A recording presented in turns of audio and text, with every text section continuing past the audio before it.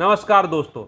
आजकल भारत और बांग्लादेश के बॉर्डर के ऊपर जो सीन आपको दिखाई दे रहे हैं वो आपको अचंभित करके रख देंगे। जी हाँ, जिस तरह से बांग्लादेशी भारत से भागकर वापस बांग्लादेश में घुस रहे हैं, क्योंकि इससे पहले जो सीन दिखाई देते थे उनके अंदर बांग्लादेशी अवैध रूप से भारत में घुसते थे, लेकिन अब वही बांग्लादेशी जो अवैध रूप से भारत में रह रहे थे वो वापस बांग्लादेश में भागने को मजबूर हो गए हैं। और ये सब पॉसिबल हो रहा है गवर्नमेंट की जो नई पॉलिसी आई है एसआईआर की पॉलिसी की वजह से, क्योंकि इसके बाद बांग्लादेशी जो अवैध घुसपैठिए हैं उनको पहली बार ऐसा लग रहा है कि अब भारत के अंदर अवैध रूप से छिपे रहना बहुत ही मुश्किल हो जाएगा उनके लिए। कुछ बांग्लादेशी अब बॉर्डर के ऊपर फंस रहे हैं, कुछ वेरिफिकेशन के अंदर फंस रहे हैं, और सबसे बड़ी बात मोदी की जो नई नीति है एंटी इनफिल्ट्रेशन स्ट्रेटेजी, इसने घुसपैठियों के अंदर एक डर का माहौल पैदा कर दिया है। आखिरकार क्या है ये एसआईआर, क्यों बांग्लादेशी इससे डरकर वापस भाग रहे हैं अपने देश में, और अब हाल फिलहाल बॉर्डर के ऊपर इतना तनाव क्यों है भारत और बांग्लादेश के बीच, आज हम इन सब का सच जानेंगे अपनी इस स्पेशल रिपोर्ट में। मैं संदीप डबास आज की स्पेशल रिपोर्ट के साथ हमारे यूट्यूब चैनल भारत से वर्ल्ड तक में। तो चलिए शुरू करते हैं हम अपना आज का सेशन।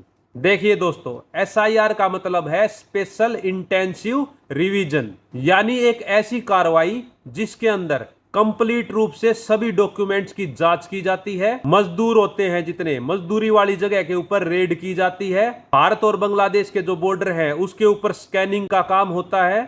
आधार कार्ड और आईडी की वेरिफिकेशन भी की जाती है। रेलवे, बस स्टैंड और फैक्ट्री के अंदर भी बार बार चेकिंग की जाती है बांग्लादेशियों को लेकर। इस एसआईआर की रणनीति के तहत सभी कार्रवाई इतनी तेजी और फैक्ट के साथ की जाती हैं कि जितने भी अवैध बांग्लादेशी भारत के अंदर रहते हैं उनको पहले से ये डर लगने लगा है कि अब भारत के अंदर छुपे रहना बहुत ही ज्यादा मुश्किल है उनके लिए। अब इस एसआईआर की पॉलिसी आने के बाद बांग्लादेशी बहुत ज्यादा डरे हुए हैं और लगातार वो अपने ऊपर कार्रवाई होने से डरकर खुद ही भारत छोड़कर भाग रहे हैं। और यही वजह है कि आजकल भारत और बांग्लादेश के बॉर्डर के ऊपर बहुत ज्यादा भीड़ दिखाई देती है।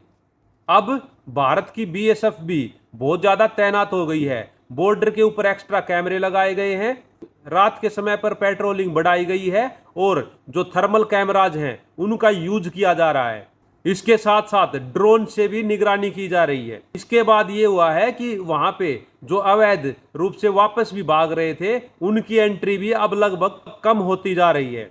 अब जो बॉर्डर के ऊपर से रिपोर्ट आ रही थी भारत बांग्लादेश के पिछले कुछ दिनों में अवैध रूप से जो बांग्लादेशी रह रहे थे उनके भागने की खबरें कुछ ज्यादा ही आ रही थी, तो इससे ये भी डर था कि हो सकता है किसी टेररिस्ट एक्टिविटी के तहत पाकिस्तान के या बांग्लादेश के कुछ आतंकवादी भारत के अंदर घुस सकते हैं। यही वजह रही है कि बीएसएफ ने अब और ज्यादा टाइटनेस बढ़ा दी है भारत और बांग्लादेश के बॉर्डर के ऊपर। अब मोदी सरकार ने अवैध जो रूप से बांग्लादेशी रह रहे थे उनके खिलाफ 3 लेवल मॉडल चलाया है। पहला काम किया है मोदी सरकार ने कि भारत और बांग्लादेश के बॉर्डर को हाईटेक बनाओ। Drones, laser fencing, ground sensors, night vision cameras, ये सब बॉर्डर के ऊपर मोदी सरकार ने अब लगवा दिए हैं। इसके साथ साथ जो अंदर रह रहे हैं बांग्लादेशी अवैध रूप से उनके ऊपर एसआईआर का डंडा अब चल रहा है। वेरिफिकेशन, आईडी चेक, लेबर वाली जगह के ऊपर छापे, रेलवे, बस स्टॉप आदि जगह के ऊपर भी पुलिस के द्वारा छापेमारी की जा रही है। सीधे शब्दों में कहें तो अब जीरो टॉलरेंस पॉलिसी जो थी गवर्नमेंट ने वो अवैध रूप से रह रहे लोगों के प्रति भी अब स्टार्ट कर दी है। यही वजह है कि अब बांग्लादेशी जो अवैध रूप से रह रहे हैं उनको लग रहा है कि भारत में अब रहना उनके लिए बहुत ही मुश्किल है।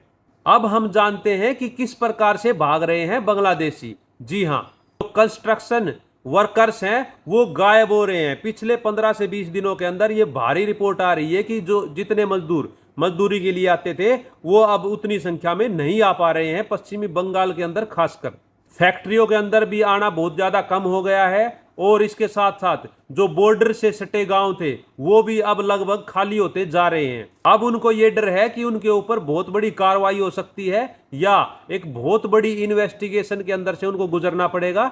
यही वो वजह है कि बांग्लादेशी खुद ब खुद अब भारत से निकलना चाहते हैं उस इन्वेस्टिगेशन से बचने के लिए। जैसे जैसे अवैध रूप से बांग्लादेशी भाग रहे हैं, वैसे वैसे जो भारत में रह रहे मजदूर हैं उनका लगातार फायदा हो रहा है, उनको अब काम मिलना शुरू हो गया है। इसके साथ साथ जो क्राइम रेट है उसमें भी बहुत ज़्यादा फर्क पड़ेगा और क्राइम जो रेट की दर है वो बहुत ज़्यादा नीचे आ जाएगी।